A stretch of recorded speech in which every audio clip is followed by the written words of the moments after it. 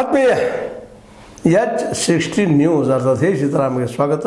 ನಾನು ನಿಮ್ಮವ ಆಯಿತು ಮಲ್ಲಪ್ಪ ಜೋತವರ್. ಆತ್ಮೀಯರೇ, ಕ್ರಿಕೆಟ್ ಫೈನಲ್ ಬಂದದ 5ನೇ ಟೆಸ್ಟ್ ಓವಲ್ನಲ್ಲಿ, ಲಂಡನ್ನ ಓವಲ್ ನಡೆಯೋದ 31ರಿಂದ.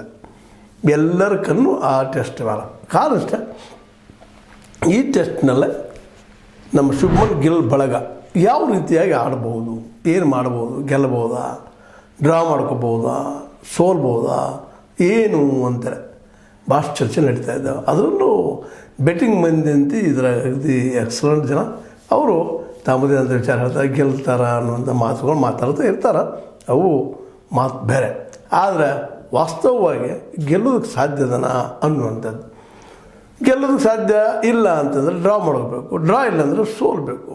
ಸೋಲ್ದ್ರೆ ಇನ್ನೂ ಅಷ್ಟು ಒಂದು ರೀತಿಯಿಂದ ಅಪಕೀರ್ತಿ, ಕೆಟ್ಟ ಹೆಸರು ಬರೋ ಸಾಧ್ಯತೆಗಳಿದ್ದಾವೆ. ಆದರೂ ಸೋತ್ರೆ ಅಥವಾ ಡ್ರಾ ಮಾಡಿಕೊಂಡ್ರೆ ಅಂಥ ಭಯಂಕರವಾದ ಆರೋಪಗಳನ್ನ ಬರಲಿಕ್ಕಿಲ್ಲ ಅನ್ನಿಸ್ತದೆ.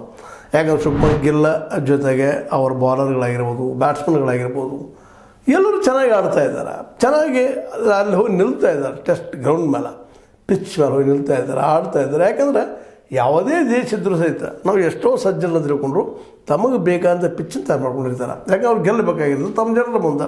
ಇದು ಸಾಮಾನ್ಯವಾದ ವಿಷಯ.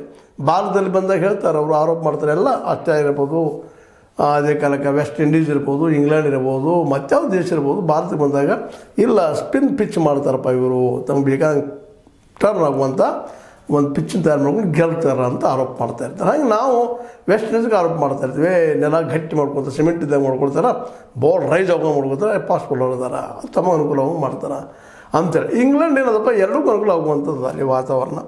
ಯಾಕಂದ್ರೆ ತಂಪು ಗಾಳಿ ಇರೋದ್ರಿಂದಾಗಿ ಸ್ವಿಂಗ್ ಆಗ್ತಿರ್ತದೆ ಬಾಲ್, ಫಾಸ್ಟ್ ಬಾಲರ್ಗೆ ಹೆಲ್ಪ್ ಆಗೋದು, ಆ್ಯಸ್ ವೆಲ್ ಆ್ಯಸ್ ಸ್ಪಿನ್ನರ್ಗೆ ಹೆಲ್ಪ್ ಆಗಿರಬೇಕು ಅನ್ನೋಂಥ ನೆಲೆಗಟ್ಟಿನಲ್ಲಿ ಮಾಡ್ತಾರೆ.